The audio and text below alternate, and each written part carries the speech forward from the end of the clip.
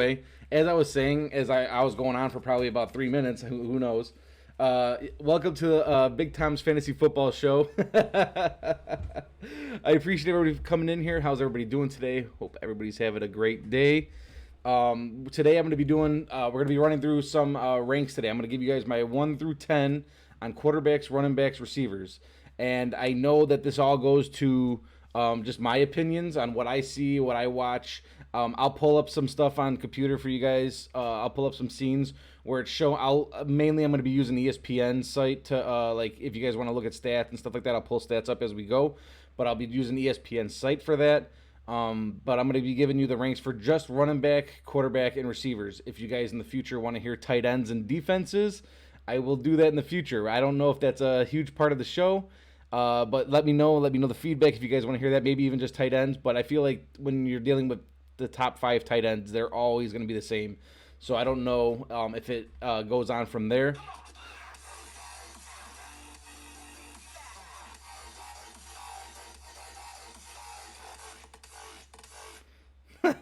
Dreyer, what's up? Thank you so much for the sub. That's 2 months in a row on the sub. I appreciate you, Dreyer. You know how it is. Thank you. Um, So, like I was saying, we'll do tight ends if you guys want that, but let me know on the feedback. Also, I did get some questions this week on fantasy football. So, again, guys, on all social medias, you can find me Facebook, uh, Twitter, Instagram, Twitch, and YouTube. You guys can find me all at Big Tom Bud. Send a question in, whatever you have. You could also catch me um, on Snapchat. I have a whole lot of people on Snapchat that actually send me stuff, and that's on Big Tom T 1990. So guys, go follow me on that stuff if you can, and again, send me questions or scenarios if you guys want me to talk about it. Certain topics, let me know. But yeah, today I'm gonna be get start. We'll start off with the quarterbacks. Obviously, guys, at number one, it's impossible as of right now to not include Patrick Mahomes. So Patrick Mahomes is going to be my one, as long as for the entirety, as long as Kelsey and Tyreek Hill are healthy, Mahomes will be probably on number one the entire year. I don't see it not happening. Um. Oh, also start off with some start off with the Patrick Mahomes talk. Also on the show today, I am going to be including I'm going to be including some sportsbook talk. I do have some sportsbook stuff written down. Again, guys, I'm not trying to give anybody tips on what they should do with their money. All I'm going to do with that is I'm going to tell you guys what the spreads are, the favorites, the points over under. I'll tell you guys what that is. I'll give you like a little. I'll give you guys my opinion on if I was betting. I'm not including money in this. Yeah, Waller, Kelsey, Kittle, Henry, Gronk, Pitts. That's the tight ends right there. I don't have to go into conversation on that. Yeah, that's pretty much you just summed it up right there. But yeah, I'll give you guys like some tips on what I would do. I'm not putting money involved because I'm not doing that. And then we'll go through some of the questions. I do got a couple questions for week two that we'll go through. Actually, some really good questions too. So we'll run through that a little bit. Also, I do have. I don't know if I said this already on the show. I couldn't tell if that was the part where my mic wasn't working or not. But on so any information that I'm going to pull up, my stats wise and stuff like that, I'll be pulling it up through ESPN's site. It's the easiest to use. All I have to do is I have the ranks already pulled up on the positions. All I have to do is click their name and it pulls up their stats from last week or whatever. So if I pull up any stats through any of the other scenes, those are going to be the stats I'm looking through as ESPN. I know some people have asked me like what I get my information from. Guys, when Sunday football happens, no joke, I have like 3 TVs set up in my room. One, my main TV is watching my main team go Bears. I got one watching Red Zone, and then I got the other one trying to catch. I'm catching all different types of games, jumping in and out, switching between channels, going from team to teams. So I'm trying to watch as much as I can at one time. I've been doing this for 10 years about now. So getting my information is pretty much what I'm watching. I get my stuff from ESPN, NFL Network, Red Zone. So I use my PC to set up to watch. Oh, okay. So that's what I get my information from. So we're gonna get back into that quarterback situation, and like I said before, number one, Patrick Mahomes. We're not gonna go into a whole lot of conversation on that. We all understand why Patrick Mahomes would be at number one. Uh, I was going through it.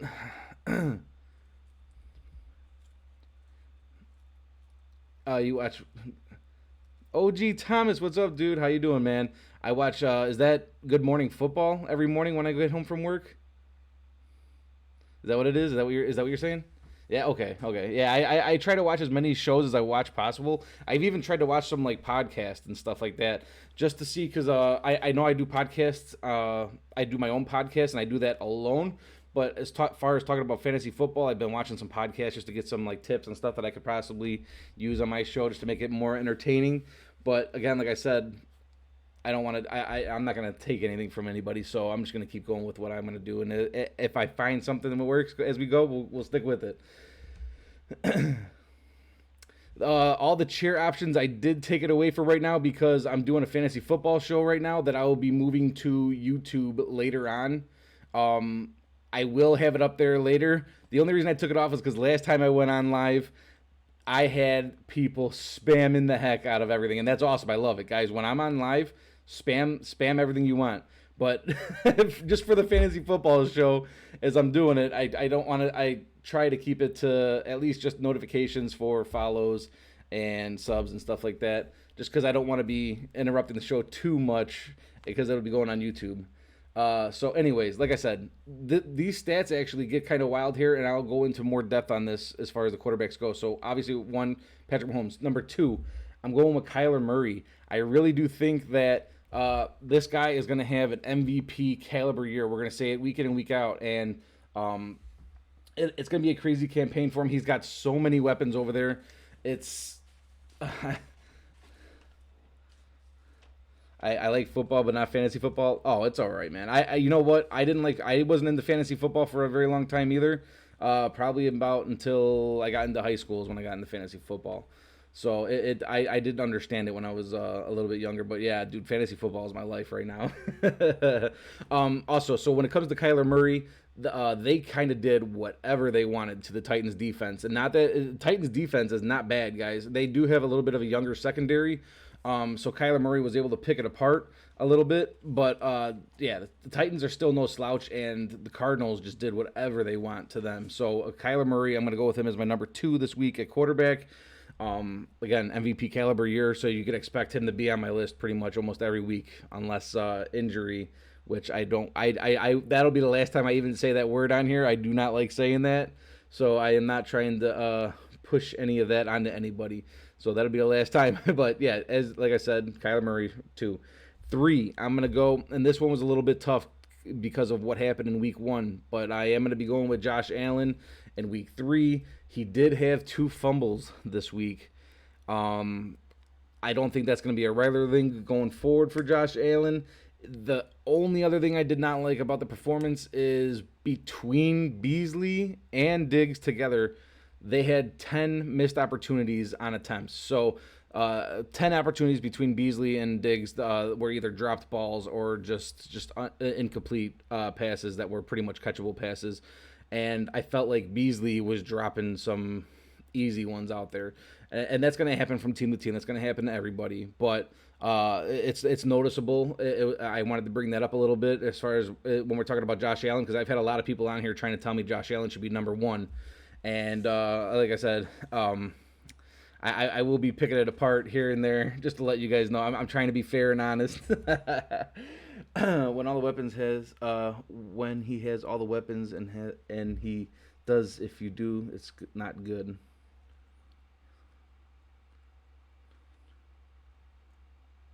Yeah, I see what you're saying there. If he does not do good, I see what you're saying there. Dak Prescott has to be number 4. I'm sorry, Dak Prescott is not number 4. He's coming up. He is coming up. He's coming up. I promise. Yeah, Dak is going to be good. But seriously,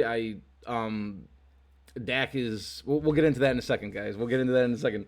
So yeah, Josh Allen at number 3. Like I said, everything that was going back there, but he is playing in Miami this week. Miami is also still no slouch when it comes to defense, but I do see a bounce back for Josh Allen. The guy is going to be a future in the NFL.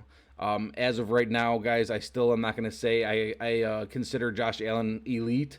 If you listen to week one, you understand why I said Josh Allen is not elite yet, but he is at number 3. So we need a little bit more proof from him on what's going to happen to get him, start calling him that. But he'll have a bounce back this week. I think Diggs is going to go off this week, and we'll talk about that in a little bit. At number 4, I've seen all people saying what I should be doing. I love it. At number 4, I am going to be going Russell Wilson. He is playing Tennessee this week. And like I told you guys before, I think Russell Wilson. This is going to be his he'll have a comeback here this year, guys. Last year was a rough year for Russell Wilson. I do think that he has a major comeback this season. With Metcalf is going to have just insane. Tyler Lockett actually, I know, guys, it's just week 1, but Tyler Lockett actually looked really good. I felt like he almost looked better than he did almost at all last year. I mean, I know that's easy to say when he had 90 yards and I think it was 2 touchdowns. But I see Russell Wilson. He's gonna every year we talk about him having MVP caliber years, and I think this is gonna be another one. It's gonna be a battle between him and Kyler Murray, in my opinion, at the end of the year. So put that in the books. You heard it here first. So also look what he did shredding the Colts defense. Colts defense, not they're a good defense, and he kind of shredded them, guys. He went 254 yards, 4 touchdowns on 18 attempts out of 23. That's pretty good numbers. I know we're not hitting the 300-yard mark, which but still, what was it? 4 touchdowns and 18 attempts with 253 yards. That's 254. That's really good. And like I said just a second ago, with the Titans secondary, they're still young, and Kyler Murray abused them last week, and Russell Wilson has the Titans defense this week, and I kind of see the same happening for Russell Wilson this week. So I got Russell Wilson at 4. At 5, I'm ready to hear. I'm ready to see the chats blow up. I'm ready to see it. But at number 5, we are going to go with the Brady. Tom Brady is in at 5, guys. I know I called him. What was he in my week 1? He was my number 10. Yeah, I'm gonna go with Tom Brady at number 5 for the fact of guys, I know it's week 1 too, so I'm trying to put that in consideration also. But in week 1, he looked literally better than he did in that game than he has in almost all of the last 4 years that he has played. He had zip on the ball. That deep ball that he had, outside shoulder, everything was working out for Tom Brady, and it was just, dude, he was having an amazing game. And I know he has weapons over there: Antonio Brown, Mike Evans, Godwin, Gronk. Also, Gronk looked like he is in already like mid-season form for Tom Brady, and for Tom Brady that means nothing but just he's gonna be there every single. He's gonna be there, guys. So at number 5, I'm putting Tom Brady. It's without a doubt. Until this guy could finally show that he has got a slowdown in him, he's gonna probably stick up there in my top 5 because he's just got too many weapons. He looks so good, and yeah. Let's see what we got. Yeah. Oh yeah. We'll get into it. So not only am I giving you guys my top 10, I will give you guys people that you should look forward to, should be on the list, or maybe could be a surprise on the list for next week. And then I'm also going to give you a bust, and we'll see where Winston falls into play here. So at number 6, here you guys go. I am going to go with Dak Prescott for sure. Dak Prescott hits number 6. Like I said, he is just on fire right now. The Cowboys are going to be a pass attack team this year. Zeke did. I had hope for Zeke. I thought Zeke was going to. Guys, week 1, 2, but Zeke did not look necessarily that good. And I with Amari Cooper and CeeDee Lamb, God, who even knows which one of those guys are going to be the top receivers on the team. Dak Prescott is going to be slinging that ball. I think they're going to be fighting every single week to win the game. And Dak is going to make a splash this year. There is a possible chance that we're even talking about him going forward, running for that MVP. There's going to be a lot of people that Dak, Kyler, Russell, every single year we hear some of those names, and I think this year is going to be those 3 for sure. Dak is Dak is the legit right now, and he looked very confident, not because he was actually scrambling. After the injury that he had last year, it seemed like he had no nerves in him to just. How many times did he run? There was a play he got guys. There was a play he got caught in the backfield and he broke away and ran up the middle and somebody like ankle tackled him. Oh man, I got sick to my stomach when I seen that. But he right away popped up and he was ready to go and he was mobile in the pocket again a few plays later. So he's got a lot of confidence. He's ready to sling that ball and be elite. So yeah, we got that going. Let's see what it is. Returning from injury and having that good of a game shows a lot. Zeke, I knew he wouldn't have a good game. Bucks have number one rush D. That's also that also. Nobody's gonna be running against the Bucks this year. It's not gonna happen. So, but it's kind of hard to say after the year that Zeke had last year. Again, week one, we'll see. It didn't necessarily look like MVP Zeke exactly. And again, Bucks defense, so it's hard to judge on that, but we'll see this week. Again, Dak faces they face the Chargers this week in against at the Chargers. So again, another tough matchup. Chargers are not a slouch on defense, but that's gonna be a shootout, which leads me to my number 7 being Herbert, Justin Herbert. Guys, possibly my favorite quarterback in the league right now. Justin Herbert is this guy's so young, shows like the most confidence I've ever seen from any quarterback. He stands there, the way he stands in the pocket, the way his release looks, it just looks like textbook quarterback perfect play. And he's another guy, weapons everywhere. Mike Williams, he's got Keenan Allen, Eckler didn't even, dude, Herbert did what he did last week. 337 yards, and he didn't even throw one of those to Eckler. And we know Eckler is going to end up breaking loose for a lot of yards here receiving this year. So that was only all to his just receivers. So Herbert, he's going to be another one. He's going to be up there every single week. The Chargers are such a high octane offense. Very high on Herbert. Again, one of my favorites. He had 400 and let's see. So 337 yards, 1 touchdown. And him playing Dallas, that is going to be a shootout. I see him and Dak both having over 400 yards this week. It's going to be a slugfest, to say the least. It's going to be a shootout, and it's going to be fun to watch. So make sure you can watch that one because you will probably most likely will not be disappointed. At number 8, the shock of the show at number 8 here.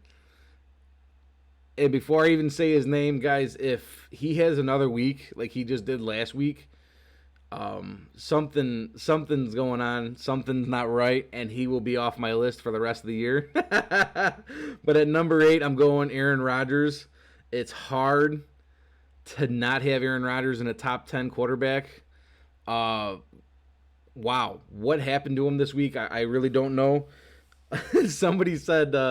my buddy Tony, he told me that he looked like he just got out of his tent in the mountains. He's been sitting up there in the mountains for about 2 years and just finally came out to throw the football for the first time last week. And man, that was very unlike Roger at all. Dude, like the whole entire team faltered. Like I think, what did it say that Aaron Jones had like 8 yards? Devontae Adams, dude, it just was not working for the Packers last week. We will see going forward what happens. But again, Aaron Rodgers has to be at least at 8 on a top 10 list for right now. Even after a week last week, we have to see a little bit more. Because Rodgers also always fires back. We know this from the past.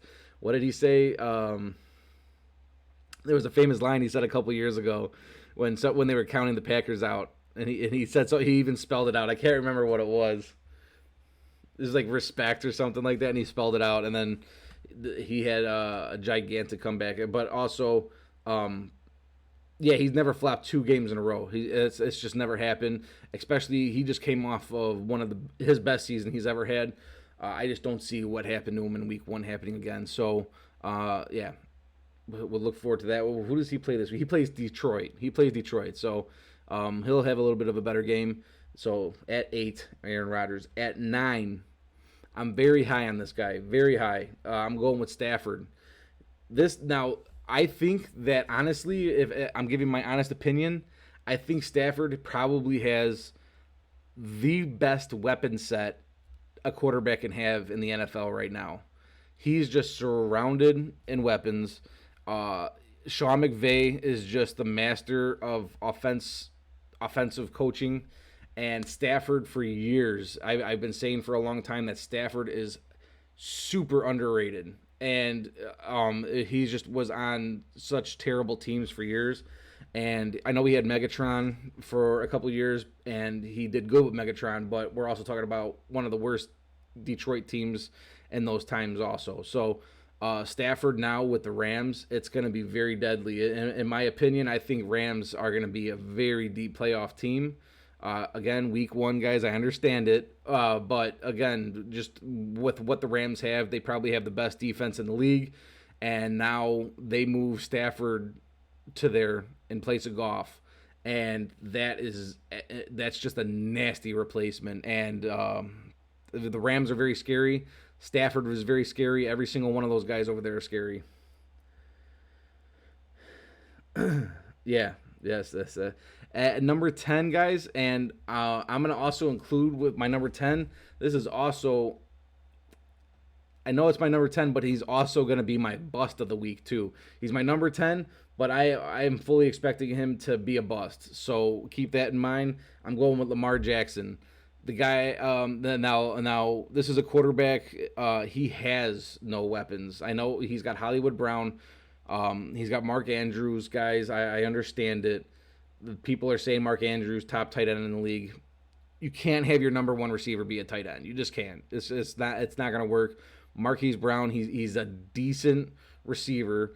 I'm sorry, Marquise, but on any other team, you're probably a number two, easily a number two on any team, and you're supposed to be their number one.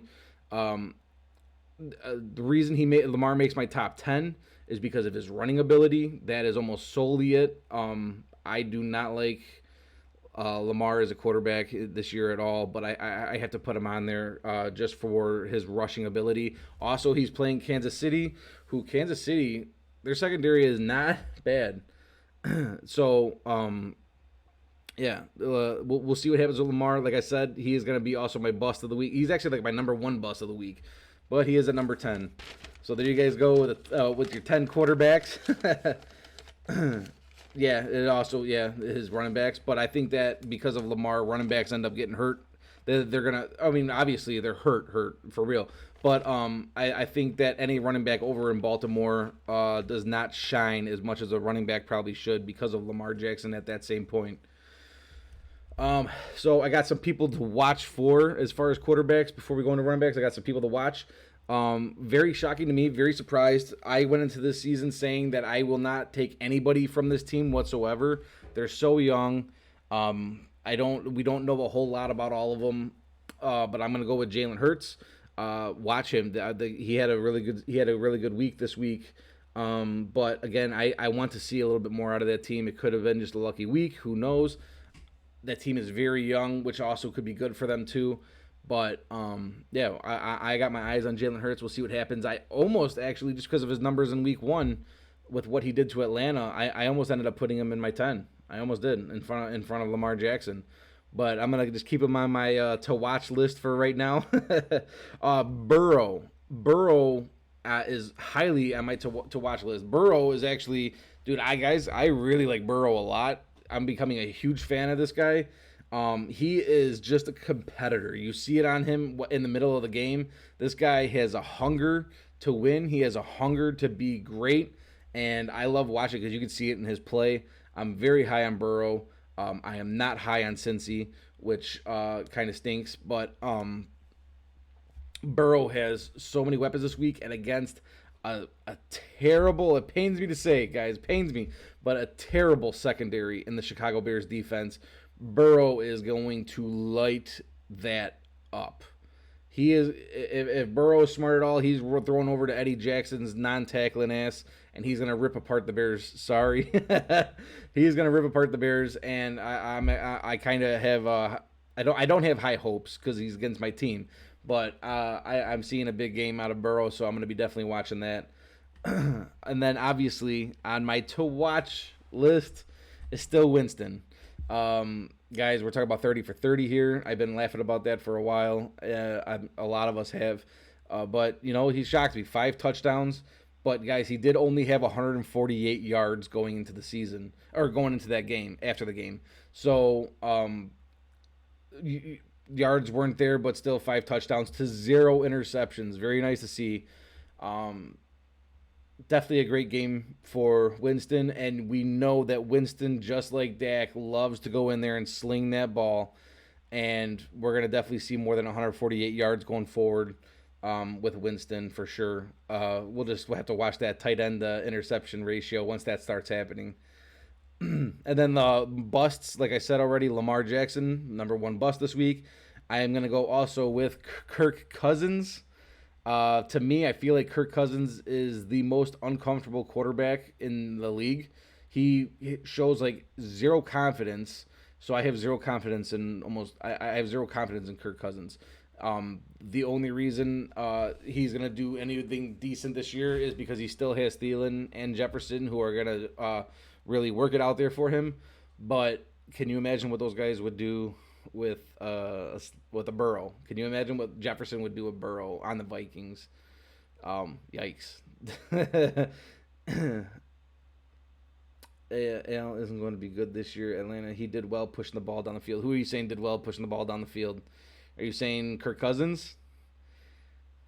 And then Winston. Yeah, he did. He did. I was very shocked. I was going into that game, guys. I definitely did not think. I don't think anybody knew the Saints were going to do what they did, especially to the Packers. And it was actually really nice to see. For one, it was nice to see. But again, that's going to have something for me, at least on my opinion. That's going to be to watch. I'm going to have to watch to see what Winston does. We'll see if he continues that going forward. And then my last bust for quarterbacks right now, Matt Ryan. He's against Tampa this week, guys. We know Tampa is just insane. The rushing. I'm almost predicting like a total of like 15 yards rushing for Atlanta this year. I know, or for this week.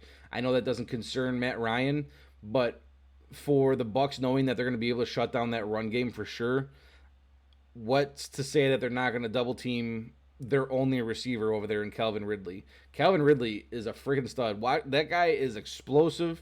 He is going to be a great receiver. Hopefully, I really do like Calvin Ridley. But man, it's just the Falcons. In my opinion, at the end of the year, they're going to probably be one of the worst teams in the league. I'm assuming just from watching and knowing what was happening on throughout the offseason. So I'm not really high on them at all. But yeah, I think Matt Ryan. This is probably the end of Matt Ryan. I see a rebuild happening for the Falcons very soon. Winston could do very well with the Saints. Breeze wasn't able to push the ball downfield like Winston can do in his arm strength.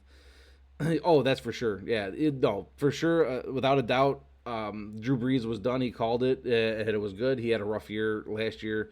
You could see Drew Brees' arm like slowly finishing as his career was going on for the last maybe even 2 years. I think it was. I think that if I'm remembering right, even 2 years in a row, Breeze had a big slowdown as far as his arm was concerned. So yeah, for sure, right now Winston is is definitely the heavier choice for the Saints. So good for the Saints, but again, we will see. I'm not putting all my cards in on Winston yet. It could be the Winston revival. It could. Look what happened to Tannehill. That guy was a mess for years and years and years with Miami. Who knew what was going to happen to Tannehill? He goes over to the Titans, and look what he did going back onto the Titans. The guy kind of saved his career over there, in my opinion. Another one to watch. The rough week for the Titans this week, and I was kind of really high on Tannehill going into the season, and he had a rough game this week. He's got Julio Jones, and he's got A.J. Brown. We know he doesn't throw to Derrick Henry a whole lot, but he does have those two receivers, so it's something to watch what's going to happen with them. So we are going to get into the running backs, guys. Running backs top 10 busts and who to watch. At number 1, I'm going to be going with, obviously, McCaffrey. McCaffrey is in mid-season form. This guy this week had 21 rushes with 98 rushing yards. And he also had 9 receptions for 89 yards. That is what is expected of McCaffrey. That is why McCaffrey is chose at number one on receiver or at running backs for all people in fantasy football. I know he went really. People were really worried with McCaffrey as far as the injury was concerned, but man, when McCaffrey's in there, you could expect no less than just insane top performances by this guy every single week. Look at Breeze with Chargers. I never really got to watch Breeze with them when he was playing with that. I don't really remember that at all. I never seen that. At number two, before I know with running backs this is very important. I did have a lot of people questioning. I know that the standard in football is PPR. Now I know that's starting to turn into the standard. So I did vary my points a little bit more towards PPR in a way. I'm non-PPR. I prefer non-PPR with the leagues that I play. Like again, I play a specialized league. And we don't do that. But I did make my stats more towards PPR for a lot of people just because I know that's the standard right now. So at number two, I do have Alvin Kamara on there. He had 20 attempts at rush this week with 83 yards, which is normal. The thing that was not normal was that he only had 3 receptions for 8 yards. That's not normal out of Alvin Kamara. Again, like I said, Winston is going to toss that ball around, and Kamara he really didn't get checked down to it almost at all. But we're used to seeing Kamara receiving that ball just as much as he's rushing it. Again, Kamara never has been a 1,000-yard rushing running back ever in any season. He still has not topped over 1,000 yards rushing. But he does usually, when you look at the average, he's usually around 1,500 all-purpose yards at the end of the year, which is still good. His receiving takes in play for what he does in rushing. So at number two, I'm going to go with Alvin. Again, we're going to have to see that could be a high-octane offense. You never know. Winston 30 for 30. He's going to get everybody moving around out there and tossing that ball. So we'll see. At number three, I'm going to go with Cook. Cook did look fast. He looked very darty in and out of there. He was hitting the line hard as usual. I think Cook, in my opinion, in the league, is one of the best at getting through that line quicker than any other running back. He hits that line so hard sometimes, and that's the only way he breaks those super fast 10-yard plays. I feel like Cook's almost a master of that. He just a downhill runner, which has also been reasons for injury for him because he leads with his head going through the line. But Cook for sure at number three. Let's see, he had 100 all-purpose yards in his first week. And I do think that Dalvin Cook is probably the most important piece to the Vikings offense right now, honestly. And that's just solely based on what I was just saying a second ago with I'm not super high in Kirk Cousins. I feel like he's a very uncomfortable quarterback back there right now, especially he did not look right in week one for some reason to me. Something looked off. And I'm going to go forward with saying I think that Cook has to be that focus on the offense for right now until we need a little bit more play out of Kirk Cousins right now. I don't this is my opinion, he just didn't look right back there in the pocket. I have no idea what to say. Can I say that I love that you're doing this, bro? I love seeing you do what you love. I'll back. Thanks, Dre. I love fantasy football. It lights me up. I could talk about it all day long. God, if I had my buddy Animal on here 2 weeks ago when we did our pre-show fantasy football. Did 2.5 hours. I ended the show and we still kept talking about football.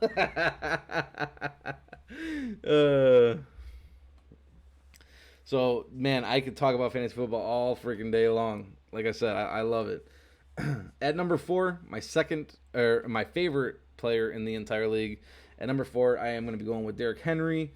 I know it was a bad week for him. I think what did he get? Like 60, not even 60 yards. I think it was 54. It was like 64 yards, one of those two. It was an off week for them. They were down a lot, so they had to pass, try to do the pass attack. Nothing was working for the Titans. It was an off week for the Titans. I'm going to say off week because I think the Titans are better than what they did in week one. So, but again, Derrick Henry he's an elite running back. Any elite running back, it is hard to say that they're not going to be top five. Any elite anybody is hard to say that they're not top five, let alone top three. He hit my number four. It pains me. Seattle is not an easy defense to be going against. They're still a tough defense, but because that's who he's playing this week. But Derrick Henry is just a different monster in his own. He's going to have those weeks where he goes the 150 plus yards. It's going to happen. I'm not saying it's going to happen this week, but we're definitely going to see more than 54 yards out of Derrick Henry. I feel like that's what the Titans need. They just need to get that ball to Derrick Henry and let him do his thing. Um, that defense, it was working for him a couple years ago when they depended on their defense for the stop, and they just ran the ball with Derrick Henry. It works. That's what made them. That's what made them so good last year. I think that they need to realize that and go back to it right now. I love football. Yeah, football. It brings people together, man. At number 5, I am gonna go with Chubb. Very high on Chubb. I forgot what I had him at in my pre-draft ranks. I feel like I had him maybe too low, but I'm very high on Chubb. I feel like he is gonna have an insane year this year. I really wish that Kareem Hunt wasn't there. If Kareem Hunt wasn't there, holy cow, we're talking about top 3 running back in Chubb for sure, no matter what. I think he did have a fumble this week. It happens though. Chubb is gonna run his ass off out there, and I think that again. I kind of think that the Browns is a team where they need to be running the ball a little bit more too. Not that not that I don't like Baker Mayfield. That's not it. I think that a Browns is another team. They have a decent defense. They need to realize that they have 2 extremely good runners. They're going to have to obviously focus. I think that they said that at the end of the week, I think Kareem Hunt had like 9 carries. I think that's what it was. I don't have that written down, but I think it was 9 carries for Kareem Hunt to 16 for Chubb. I think that Chubb needs to have a little bit more. He needs to get going. Feed Chubb. Let him do his thing. Yeah, the NFL they need the great running backs again. We're in a league we're in a years now where teams are having 3 running back sets, and it's definitely hurting running backs as a whole. I think one person that hurts specifically, and he's not even on my list, so I'll even say it right now. Hunt had 6 carries. Okay, 6 carries. Well, that's sounds about right. That's probably where Hunt should be. I know Hunt gets a little bit more out of the backfield as far as receptions goes than Chubb. But yeah, I think 6 carries should be good. Thank you for that. Thank you. 6 for 33 yards. Still decent. They're both good running backs. I'll give you that. I'll give them that. But I think they need the main Chubb. Crap. Where was I going before that? I forgot where I was going. I forgot. We'll just go on. I forgot where I was going. Eckler is my number 6. Probably second most high octane team out there right now in offense. That team is just they're going to be on a roll. Justin Herbert is just so exciting to watch, and Eckler is like matches his excitement to watch at the running back spot. He's so fast, very small guy, kind of always worrisome with how small he is and stuff like that. But it's just so fast, and the guy's a gamer. He's also another guy that gets the receptions. He could easily, as long as everything works out for them, I feel like he can have a somewhat of a, what's to say that he doesn't have like a Alvin Kamara type of year where he's 1,600 all-purpose yards at the end of the year, rushing, receiving. I feel like Eckler has a chance to be at that point, and very high on Eckler. I love watching anybody on that Chargers offense right now. I'm loving it. Chubb had 15. Okay, 15 for 83, 2 touchdowns. There you go. Yeah. I had so much to write down, so it's like I didn't write down all stats, and I was trying to remember it. So thank you for checking that out for me there. I appreciate that. At number 7, I'm gonna go with Najee Harris. He is facing a softer defense this week. I don't. It's hard to say just because of Najee Harris being so new in the league, but just. I think this is the week that everybody was expecting. He's going to have the week this week that everybody was kind of expecting going in. Najee Harris, it's weird because I kind of put him alongside with There's three running backs. There's three running backs that I'm kind of iffy on. I like them, but I'm iffy on, and I'm gonna say because I don't have them on my list right now, and I'm gonna go with um, obviously Najee Harris. I'm going with um, oh man, let me see if I wrote it down here. Antonio Gibson. I'm going with Antonio Gibson. Guys, everybody was so high, and we're going to go into it in a second. I'm not going to go into Antonio Gibson so much because he is on my list to talk about. Antonio Gibson, everybody's so high on him. I'm not just yet. People are saying that this could be the next McCaffrey. I'm sorry. No. And then the other one, it's slipping my mind right now. I gotta have to pull it up or something here. Um, the other one I'm trying to think of is the Colts running back here. Guys, welcome to the Big Tom Bud Street. Jonathan Taylor. So I for some reason those three scare me right now. Jonathan Taylor. We'll talk about it in a second. You know what? We're not going to talk about it in a second. We're going to talk about it real quick right now. Jonathan Taylor scares me for the fact that he has probably the most legendary offensive line right now, but they have three running backs back there, and that just scares me. I like Jonathan Taylor, but for some reason, him, Gibson, and Najee Harris scare the hell out of me. And they're going to do decent, but are they going to be like 8 points a week, 9 points, 10 points? Those are three running backs for sure that I want to watch a lot from, just because they could easily probably be top 10. Taylor should be top 10. He's got probably the most legendary offensive line that there is in the league right now. But we're gonna have to see. I get scared with multiple running back sets, and we just don't know enough from these guys right now. Yeah, Naeem Hines over there in the Colts. They got the what's his name just came back too over there. Who's over Naeem Hines? Naeem Hines just catches in the backfield. So it scares me. At number 8, which is kind of funny, I just realized that my number 8, in my quarterback slot was Aaron Rodgers, and my number 8 in this slot is Aaron Jones. I know 8 yards for five carries is not somebody you want to have in your top 8 for top 10 running backs, but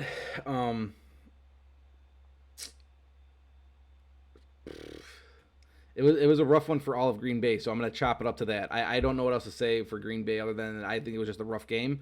I will say going forward, I do think that Dylan is going to take a little bit more carries. I think that Dylan's going to be a little bit more of part of the offense than people thought. I was saying that going into the year, that I think that in the next year or two that Dylan is going to be the starter running back for Green Bay. I know Green Bay just paid Aaron Rodgers or Aaron Jones right now. I know they just paid him and got him a new contract.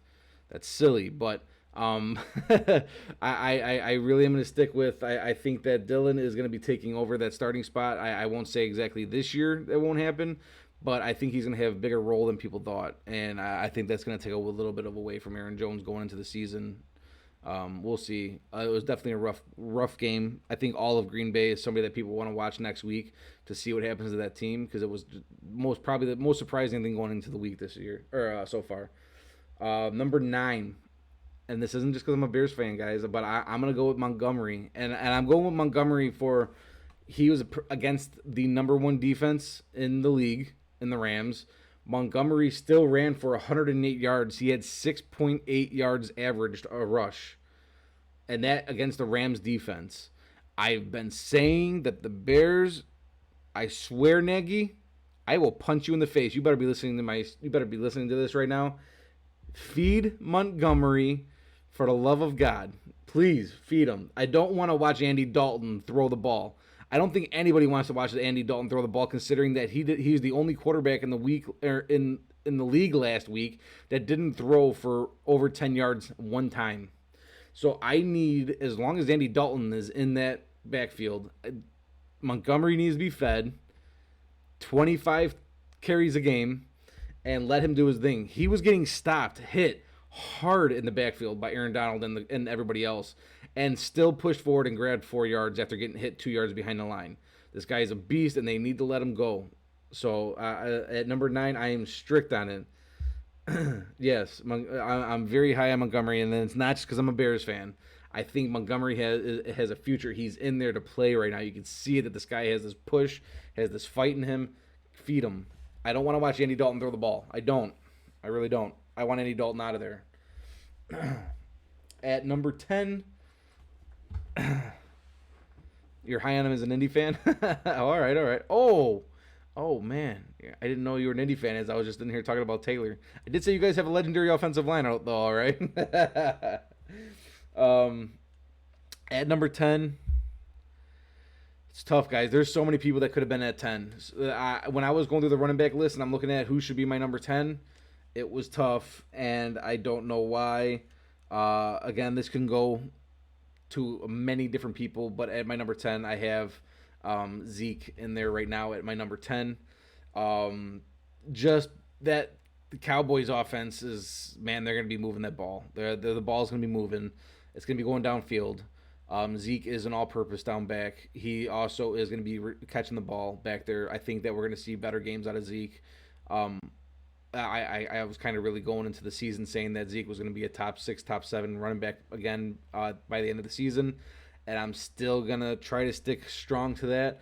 But I am going to keep Zeke at my 10. Could have easily been many other people that jump into that slot. So that's what we got with the 10 running backs today. People I am going to be watching going forward. I am not high on this guy at all. I feel like this guy has had many chances every single year. I feel like this is a guy that can lose. He has lost people weeks in fantasy football, but I'm watching him. Joe Mixon. I feel like the Bengals are a little bit better of an offense. They definitely showed that this week. I'm gonna watch a whole lot more of Bengals just to see what's going on over there. They have multiple weapons and it's kind of fun to watch. So, but I don't have any trust in Joe Mixon for the sole fact that 2 years ago he screwed me. I'm just kidding. But yeah, no, I don't have a lot of hope in Joe Mixon. He has a lot of talk, but he's been a lot of talk for 2 years now. People draft him way too high in my opinion, but he did have a great. He had a really good week this week, and he doesn't. I think he had 29 attempts at rushing. 29 carries. Okay, there you go. Yeah, 29 carries for 127 yards. Hard to not say that he should be watched at 29 carries. There's obviously something there. Any running back that's getting that's getting that many carries needs to be watched a little bit and maybe feared just a little. But yeah, he has hurt people. He has lost people fantasy weeks. I am not high on Joe Mixon, but we'll watch that. I am also going to be watching DeAndre Swift. Surprisingly, he's got an injury right now. I know that probably, in my opinion, if you gotta flex him. If you have flex, I don't play in leagues. I have one league that I do flex right now. And also, like, I don't even know if he's the starting running back over there because I know that they were saying that they were limiting his role just because of a groin injury. But they started Jamal Williams, who also looked actually decent. And I looked into it a little bit more too because I was kind of like I'm watching the game, and I felt like the Lions actually have a really good O line. The Lions have a good O line, guys, and I think that they're a run blocking O line from what it looks like to me. And I think that I think we're going to be seeing some offense. I think we're going to see some running backs here on the lists for at some point. I think they're going to be on there. I'm going to be looking for those Detroit running backs. I almost say that almost every year. Like, oh, come on. One of these running backs got to finally start doing something. But yeah, that offensive line kind of looked good. So I'm watching that. Obviously, in the other one I'm watching, I'll add both of them, Taylor and Gibson. Both of them just so new. Both of them have showed promise. So it's more stuff. We just need to watch more of them to decide, like, possible top 10. I in my opinion, I feel like I'll be talking about those guys in the top 10 at some point this year. When it comes down to buys and injuries start happening, I feel like Gibson and Taylor will have a future in the top 10. But for now, they're on my just watch and not my bust. So look forward to that. My bust, Saquon Barkley, I think easily should be my bust for this week. They're easing him in, and the reason he's my bust is because people drafted him so high. People drafted him first round, and they're still easing him into the the plays and the scheme of their plan. And I think he's got Washington this week, and I don't think Washington's a defense that you want to be working your way back into anything against. Washington's a serious defense. And Saquon, again, I don't know exactly what he had for carries, but I know it was very limited. He did not have a lot. Um, for right now, I'm going to have him my bust. He's definitely going to be my bust until they start rushing him for 15 plus carries a week. Because you know that the Giants are going to be running the ball. Guys, in my opinion, Daniel Jones has got to be one of the worst quarterbacks in the league. How do you not say Daniel? I would have to look this stat up to make sure I'm 100% sure. But I read something that he's got 28 games under his belt with 40 fumbles. Is that right? Is that guys? Get the ball out of the quarterback's hand and get it into Saquon's when he's ready. It's whew. Um, Surprisingly, my other bust is going to be Miles Sanders, and uh, people have way too much stock into Miles Sanders. I don't. Not that I'm not a fan of Miles Sanders. I'm almost not a fan of anybody on the Eagles right now. Um, Miles Sanders is going against the 49ers defense. They're very good. Eagles, I still don't know a whole lot on. Again, the whole Eagles team is going to be somebody to watch this year. But I'm not high on Miles Sanders. So I have him on my bust right now. So there we go. We got that for running backs. Also, don't forget, Mostert is out. There was a bunch of injuries. I should have wrote that down. There was a bunch of injuries in running backs. Obviously, Gus Edwards started the week off out for the year. Mostert out for certain. Did he end up getting? I think he's out for the year. I think I seen something about he's got to have surgery on torn cartilage in his knee. He's out for the year. So going forward, I did not think about that. I will write down injuries that happen every week. I did not think about that, but we'll get into that a little bit when they happen to players, on how long they'll be out for. I do know that there was somebody else out there that's like gone for 5 to 6 weeks. I can't think of who that was. Jones has 30 fumbles. 30 fumbles in 28 games for Daniel Jones. Yikes. Get that out of it. Bring Eli Manning back, for God's sakes. Yikes, Daniel. Come on, bro. Let's go. Oh, man. So, receivers. We get moving along here on this. Receivers, I got Tyreek Hill at number 1. Holy cow, week 1, 197 yards. Week 1, we're starting off like that, Tyreek. All right. Tyreek is going to be my number 1. He was going to be my number 1 probably no matter what, but 197 yards in week 1, yikes, man. That's insane. I hate one thing, both great PSU RBs and having bad looks.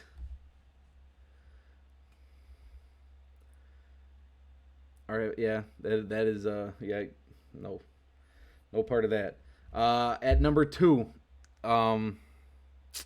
guys, it almost cringes me to put them on the list considering what they did this week. But at number 2, yeah, Barkley and Sanders, yeah.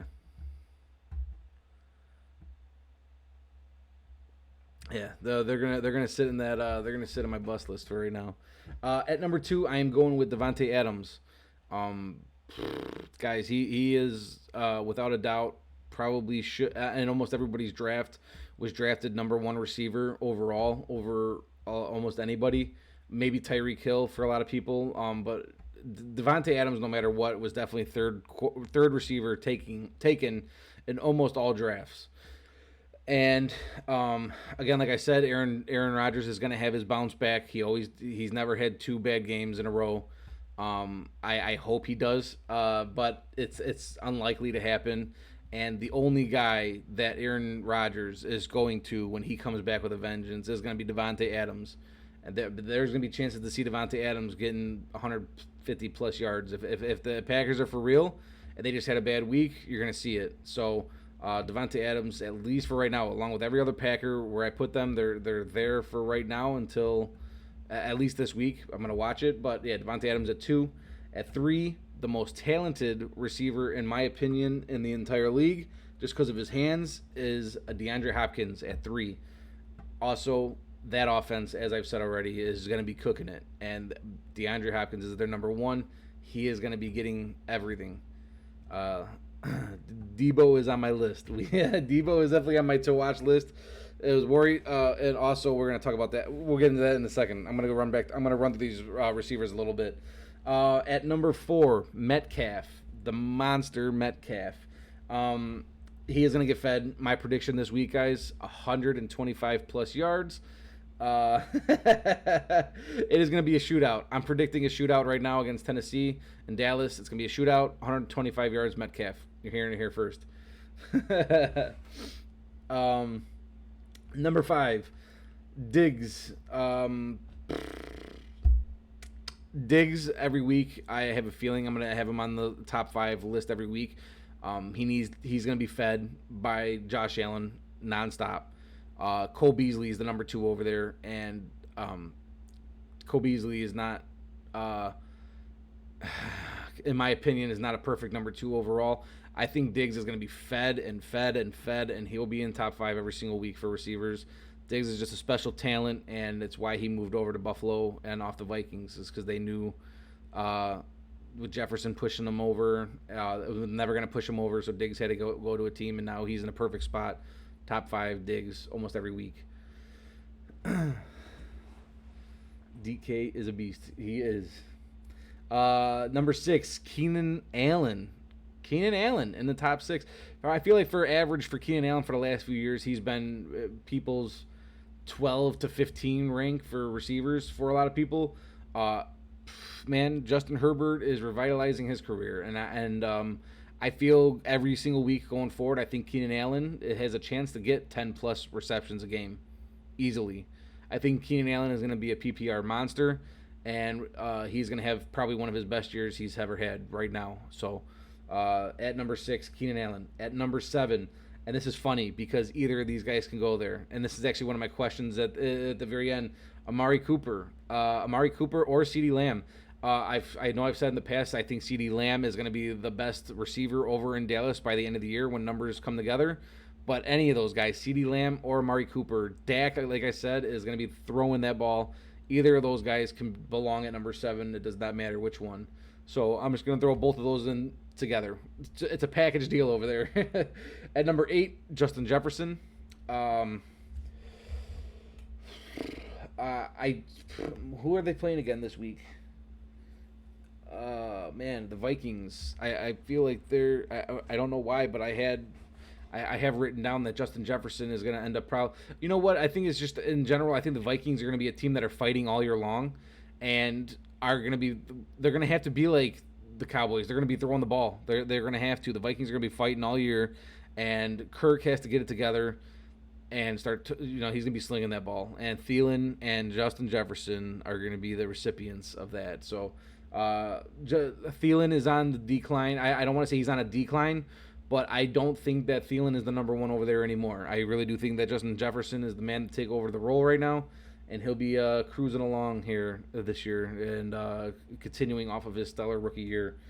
At let's see where we're at. Number 9, A.J. Brown. Like I said, I think Tennessee and Dallas are going to go into a shootout this week. A.J. Brown's going to be the recipient of that, obviously. Yeah, A.J. Brown is he's another, I think, dude, he's got to be like the second biggest receiver in the league next to DK Metcalf. That guy is just a monster. He's humongous. What happened to Julio Jones? I don't think he had 1 reception. That kind of scares me, but that just means A.J. Brown is for sure probably the number. I mean, he is the number 1 over there. But I think he should be treated as a number 1 and definitely a top. I think 8, or what, I have him at 9. Yeah, definitely number 9 for A.J. Brown. I can't put him any lower than that. And then at number 10, this again, guys, number 10 was kind of hard. I could have slotted in almost all positions. I could have slotted 4 guys in at number 10, and I could have did it here too. And I should have did it just because I really don't think. At number 10, I have written down. I have Calvin Ridley down at 10, and he is awesome. Calvin Ridley, the guy is fun to watch, and he's an amazing talent. The only reason I have trouble putting him at 10 and being confident about it is just that team. I am scared of the team. I'm scared that Calvin Ridley is the only receiver over there. I do have a lot of, since we're not talking about tight ends, I do say I do have a lot of hope in Kyle Pitts. I have almost way too much hope in Kyle Pitts because I really hope that guy I think that guy at the end of the year is probably going to be number 3 tight end for sure in the league. And I think that Matt Ryan is going to still throw that ball all over the place, and Pitts and Calvin Ridley are his only options. So with Calvin Ridley obviously at number 1, I do have Calvin Ridley at 10. So people to watch, like I said, this is somebody that should have been probably at number 10 is Cooper Kupp. Cooper Kupp, the only reason he did not make my top 10 is because there's so many receivers on the Rams, Robert Woods and Higbee, I think, and just there's a lot of people getting fed over there. So Cooper Kupp, again, guys, watch him, play him every single week. This week I'm actually putting my to watch is Jamar Chase because he looked like Burrow's favorite. And I watched the Bears last week, guys, and it pains me to say the Bears are primed to just get destroyed by Burrow. And Jamar Chase is going to be the most likely the recipient of that. Again, Burrow has a lot of people over there to toss to, but he has the familiarity with Jamar Chase, and that's who I'm picking with that long ball going into this week. Let's see, busts. And number 1, I wish I wasn't saying it because I really like this guy, but Terry McLaurin, who's thrown to him now. Fitzpatrick's gone for 5 to 6 weeks. That's another injury out there. Ryan Fitzpatrick gone. So Terry McLaurin's stock falls bad. Who's his quarterback now? Heineke. What? So Terry McLaurin's stock. He's gonna obviously still be the number 1 over there. That is gonna be getting thrown to. But he is in my bust, and I'm pretty confident on that. Also, another bust, Julio Jones. What is going on? If I watch him get injured after not having a reception, good God, get him out of here. And then my other bust, I've been saying this going into the week that this is probably going to be my biggest bust of the year. I'm going to stick with it going forward, and it stinks because I got him in one of my leagues, is Mike Evans. Too many targets over there, too many mouths getting fed. Mike Evans is still going to have those weeks where he has 125 plus yards. But, yeah, no, I think that Godwin has the better year than Mike Evans. I think Godwin has a comeback year.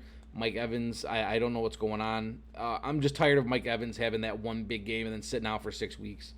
So he sits on the outside here. Questions I did have this week. I got 3 questions. So, guys, like I said, on all my social media platforms, Big Tom Bud on almost everything. Send me a message if you guys have messages or scenarios you want me to run through. I did get 3 questions from you guys this week. My first question, CD or Cooper? Guys, comfortably play both of them, in my opinion. Dak is going to be throwing a shootout this week, for sure, at least for this week. In my opinion, CD is the better, will probably be the better receiver at the end of the year, but I don't think there's any fear in playing Amari Cooper for sure as of right now. Number 2, is James Robinson a bust after a fluke season? Yikes. That's actually a good question because, yeah, wow. We're talking about a running back that was top 5 running back at the end of the year last year, and for some reason was getting pushed aside going into this year. They had another player in mind. This week, the Jags are just not a good team. I think that they're going to be playing catch-up a lot throughout the entire year, which should probably will take a little bit away from James Robinson, in my opinion. I think we're going to see more Trevor Lawrence than anything. I still like James Robinson, if I'm giving you my honest opinion. I'm not starting him. Flex, probably for sure. I'm probably, in my opinion, if I have him at my 2, I mean, I guess it always depends. I think Robinson should probably still be a 2 in running back form. Number 1, probably not. We'll see. Jags going to be playing from behind and throwing, so I'm a little worried about that, but I still do like James Robinson. And then my last question is DeAndre Swift or Jamal Williams? That's actually good because I did hit on that a little bit in the beginning. I think I'm pretty sure DeAndre Swift is the Lions guy to go to, but with the injury, it's kind of halting that a little bit. But I do think that they were saying going in that DeAndre Swift was going to be the main guy. Jamal Williams looked good though, so I don't know. Guys, in my opinion, I'm not playing either of them right now. At least as of right now, they like I said, it looked like they had a decent offensive line, something to watch. I don't know if I'm wanting to plug them in as of right now, though. Maybe flex for DeAndre Swift if I'm giving my honest opinion, if you have to. But I'm not comfortable playing DeAndre Swift starting, if that's just my opinion. And then, guys, we will do a little bit of sportsbook real quick. And then also, I'm going to go through one more thing that I'm going to look forward to doing in a couple, maybe in a week or two. Let me know what you guys think about this. If you guys are interested in this, I'll probably do it live. So let me know. But we'll go into the sports book real quick. This week we have Washington versus the Giants. Washington favored by 3 with the over-under of 40.5. I kind of, if I'm being honest, I like that 40. I like that. It's a tough. I feel like that points on the line. And obviously, Washington has taken that. I almost feel like you could almost be safe to say, in my opinion, I would say Ryan Fitzpatrick's not there. Okay, negative. Yeah, they're favored by 3. I was gonna say maybe by 5, but Ryan Fitzpatrick not there. It's gonna halt me. But yeah, I don't like the Giants. I'm not high on the Giants at all right now. I was gonna say 5. Next game, Steelers Raiders. Steelers are favored by 5.5 at a 47 point game. That is probably going to be beat. I'm taking the over on that game. 47 point game. I'm taking the over. I feel like, especially in the beginning of the season, guys, I feel like I'm taking the over on a lot of sports. I'm taking the over on a lot of scores. Offense is just thriving. Defense is kind of struggling to start the season. It usually takes 3-4 weeks for defense to come into gear. I feel like points are going to be getting put up. Steelers, Raiders are probably for sure putting up more points than that. So I'm going over on that. And I'm going to stick with the Steelers for right now on that. 5.5, that seems a little rough, especially after the Raiders' last game. Man, I'm probably taking the Raiders plus 5 on that. To be honest, I think the Raiders cover 5. That's tough. That's actually a good one. So that's the Steelers Raiders for you guys. Bills Dolphins, and Bills are favored by 3.5 with a 48-point game. I'm definitely taking Bills with the 3.5. I like the Dolphins. I feel like they're better than they have in the past years, but the Bills are definitely beating them by 3.5 if they're covering that. So I'm taking that. And then the 48 points. I'm 48 points sounds right. I don't know if that's a tough one. I think 48's about right for that game. Rams Colts. Rams favored by 3.5. That sounds right to me. I'm taking that. Probably, like I said, Rams. I'm very high on the Rams, and it's a 47-point game. Honestly, I'm probably taking the over. I'm definitely taking the over, if I'm being honest with you. I'm definitely taking the over 47 points in that game. So, yeah, bet that. Pats and Jets. Pats favored by 6 in a 42-point game. 47 also, no. 42-point game for the Pats against the Jets. That's accurate. Feeling pretty accurate with that. I'm not sold on Wentz, man. I'm not sold on Wentz either at all. I'm not high on Wentz. But when Rams are going to... I feel like Rams are going to put up 30 points alone, and Colts are going to be having the fight. The offensive line is really good. So even being down on Wentz is going to have to do something, and I think that they beat the 47-point spread on that. So, yeah. I'm not high on Wentz, though, by any means. Yeah. Oh, yeah. Yeah, because you're an Indy fan. Yeah, man, when they were talking about him possibly going to the Bears, I was about to give up. And then they got Andy Dalton, so I gave up. But oh man. So Saints Panthers. Saints are favored 3.5 in a 44-point game, guys. I'm taking the over. I'm taking the over of 44 points in that game. Jameis Winston just threw 5 touchdowns, and that's why I'm taking the over. 3.5. I am gonna go with Saints on that, so I'm taking the 3.5 for Saints for sure. Let's see. Bears and Bengals. Bears are favored at 2.5 right now in a 45-point game. Bears don't put up points. That's known. Bears just don't put the points up. So I'm going to stick with that. It's hard to go under 40, 45, 40 points, but I'm going to stick with maybe the 45 happens because I think Burrow. You know what, guys? In my opinion, I don't touch the games that include my Bears in on it. I don't touch it, but if I'm a betting man, and I am, I'm not gonna say it, but I think you guys know what I'm probably gonna be putting. Guys, don't bet the Bears at 2.5. Okay, that's all I'm gonna say. I can't say what I'm gonna say, but yeah, don't take the Bears at 2.5. I'll just say that. Let's see, Broncos Jags. Broncos favored by 6 in a 45-point game. That is accurate. Probably to a T. Points and favored. Keeping it at that. I'm not moving off that. That's pretty good. 49ers Eagles. 49ers favored 3.5 in a 50-point game.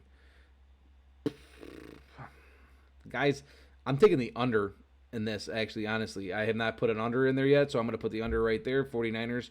I think 49ers shut down Jalen Hurts a little bit more than he played this year or last week, and 49ers just lost their running back, and they're running in there with a backup. And it sounds like they still want to go Garoppolo. So I'm taking the under on the 50 points, and I am still sticking with the 49ers on that game. Browns, Texans. Kittle. I know. Kittle actually, guys, is my third favorite player in the league. So I got 3 favorite players in the league. I got Kittle, Henry, and Herbert. Those are my 3 guys right there. So anyways, Browns, Texans. This one is insane, guys. Browns, Texans. Browns are favored 12.5 in a 48-point game.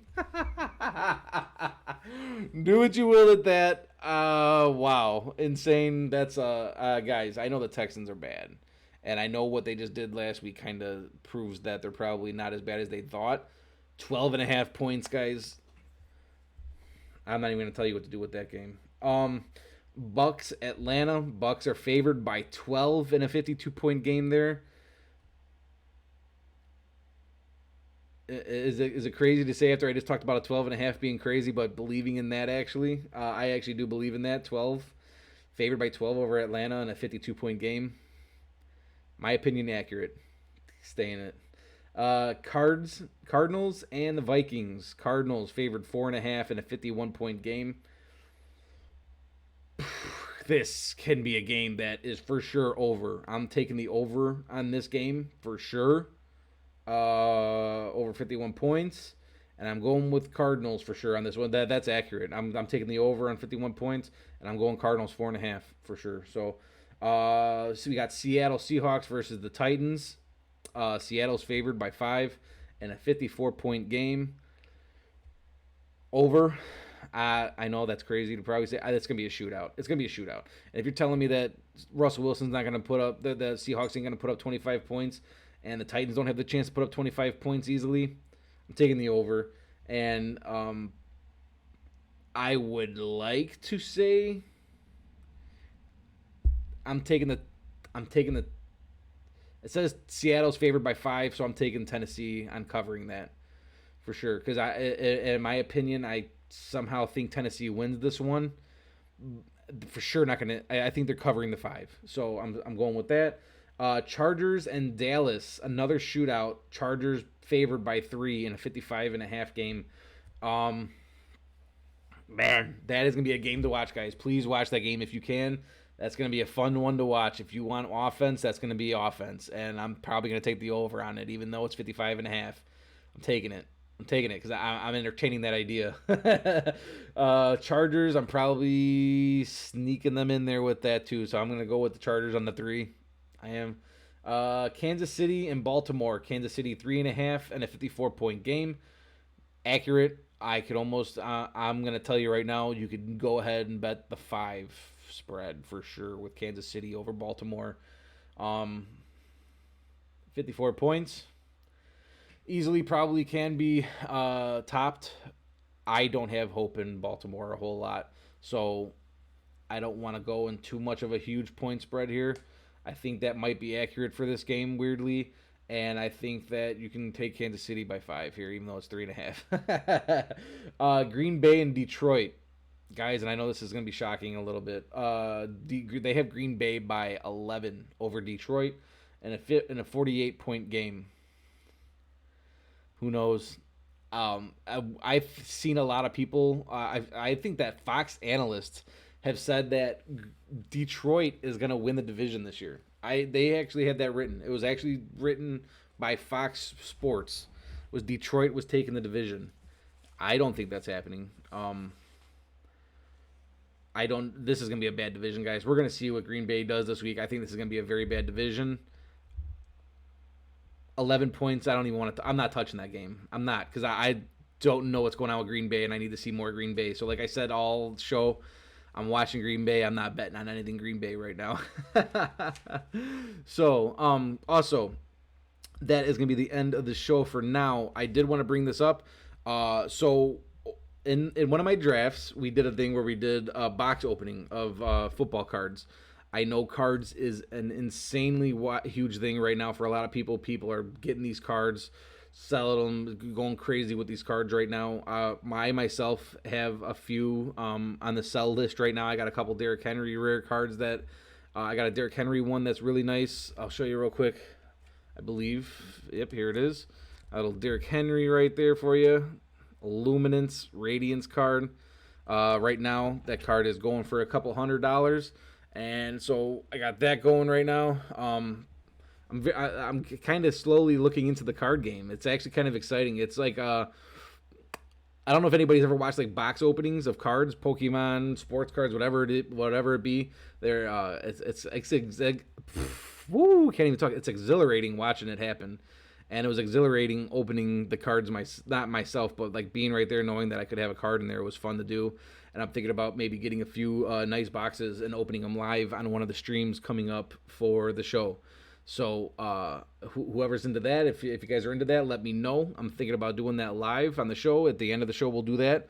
So yeah, going forward, I will see you guys in week 3. Thanks everybody that came in and watched live with me on Twitch today, guys. No, this is on YouTube. I'm going to be posting this on YouTube, but I do this live every single week on Twitch. I will be doing this on Wednesdays around noon. So go add me on Twitch. It's a free thing. It's go look me up at Big Tom Bud. I will have guests on every once in a while. So it will not just be my ugly mug on here every single week with you guys. So I appreciate everybody that came in and watched with me today. I will see you guys in week 3. Thank you, guys. I'll see you next week. Thank you.